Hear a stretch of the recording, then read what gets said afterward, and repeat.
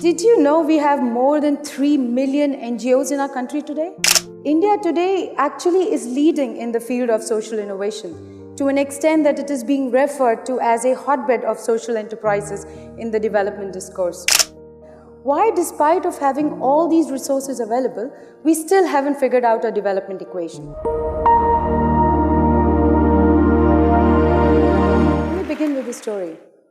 I grew up in a middle-class family in Lucknow, and despite our situation, my parents invested whatever little they had in their children's education. And I was actually lucky to go to a good school. But just behind my school, there was this slum where families weren't as lucky. And one year, I suppose I was in class 7th or 8th, I just couldn't shake off this feeling of guilt. And I wanted to do something about it. But I was 12 years old. What could I do? I had no money to open a school or hire teachers. So I tried a different approach. That year, during summer holidays, when the school is suspended for 3 months and the building is empty, I pestered my principal to allow me to run adult education classes. Now, at first she thought it was a preposterous idea, but eventually giving in to my nagging, she allowed me to use the premises. Now, confident in my newfound powers of nagging, I very quickly convinced a couple other teachers to help me as well. And so I started my adult education classes. That experience actually was a great experience for me. I started with nothing and found resources and collaborators and built a small solution. That stuck with me, even if it took me years to see the resonance. Now, I know I'm talking about my 12-year-old, but before coming to what I've been working on as an adult, let me share some statistics with you. Did you know we have more than 3 million NGOs in our country today? That's about one NGO per 400 people. It's more than public schools we have. It's double the public schools we have. It's 250 times the number of hospitals we have. India today actually is leading in the field of social innovation to an extent that it is being referred to as a hotbed of social enterprises in the development discourse. We also have, under the New Companies Act, close to $3 billion available to be invested in the social development programs, of course, mandatorily by the corporate sector. Our government infrastructure, too, is immense. We have their channels and capabilities to reach on the ground is immense, actually. They can reach every village, every household. We have PHCs, CSCs, ASHA networks, panchayats, seed and fertilizer units reaching every village. Of course, a large part of it is underutilized or misused. So now you would think that given the huge amount of innovations in the development sectors that we have, social enterprises that are working in the development sector, and the huge amount of money that we have to be invested in the social development programs, and the immense government apparatus with the development as its agenda, that we would have made great progress. Progress in pulling people out of poverty, progress in providing education opportunities to children, progress in providing basic medical health facilities to every citizen. Well, yes, we have made progress, but not nearly enough. I wanted to approach this problem from a wide angle, and being an engineer, I took to research and data. So, while studying at London School of Economics, I did a dissertation report to understand why, despite of having all these resources available, we still haven't figured out a development equation. So I went out and I did a research, and I spoke to close to 100 people across sectors. I spoke to government officers and administrators, I spoke to corporates and businessmen, and I also spoke to social enterprises, NGOs, and social workers. And what I realized was that every one of them wanted to see things improve, but they had a very different idea about what to do about it. And most crucially, they were very skeptical of each other's effort.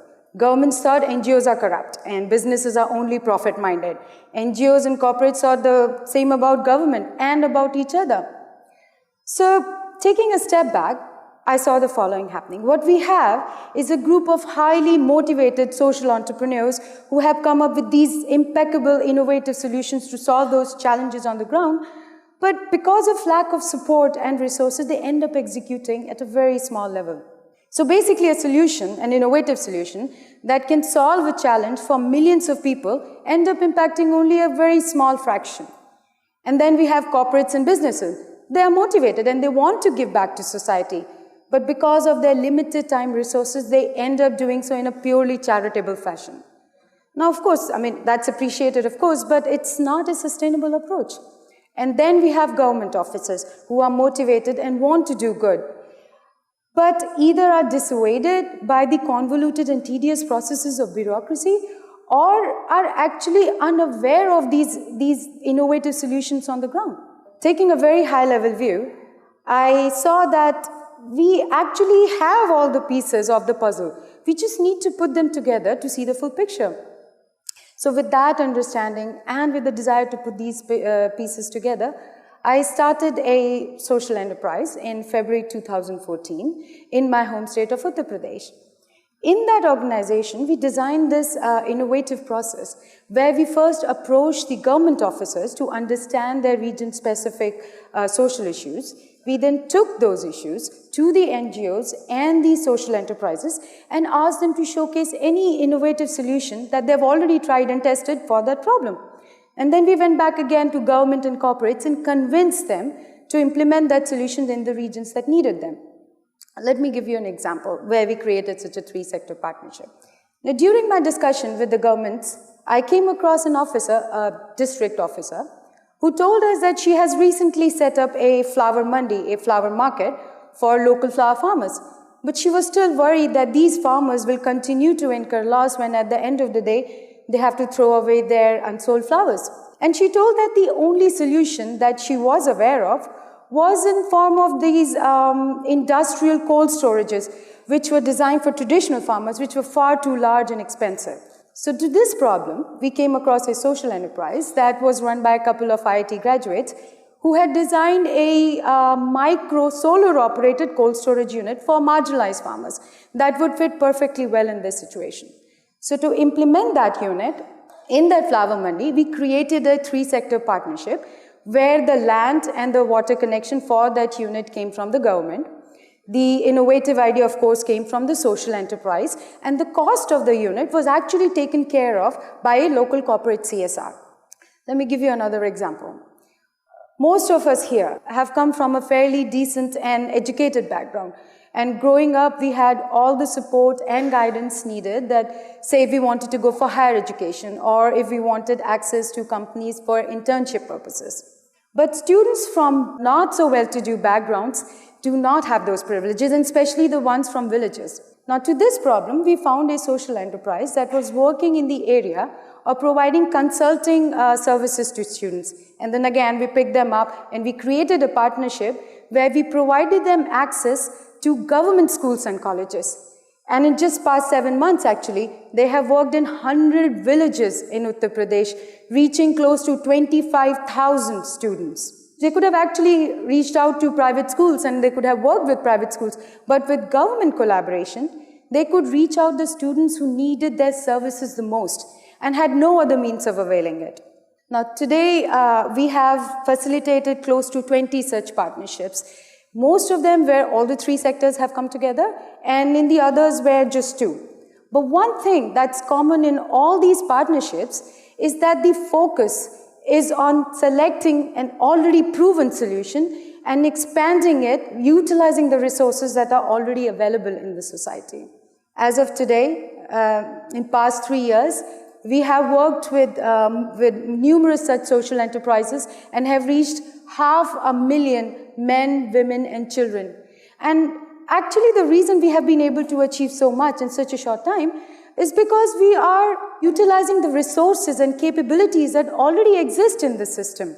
So while 500,000 beneficiaries is impressive, if you think about it, these are not the only people who are impacted by our work. All those government officers, those corporate social enterprises who used to think that they are the only ones doing something about it and the other one is a crew, now actually have realized that that's not necessarily the case. Working closely with each other have made them more empathetic to each other's challenges and strength. And that is a huge impact. Once that mindset changes in future, whether an organization like FifthEstate is present or not, all these individuals, all these corporates and officers will continue to seek out resources, will continue to seek out solutions, learn from them, improve them, and scale them. And that is what is going to change the development equation in the future. Now, let me leave you with one final thought. None of us here, irrespective of our best intentions, irrespective of our amazing innovations or deep pockets, can actually create a large-scale impact on our own. For that, we have to come together and collaborate, because development is not a responsibility solely of government sector or of NGO sector. It's a responsibility that is shared by us all. Thank you very much.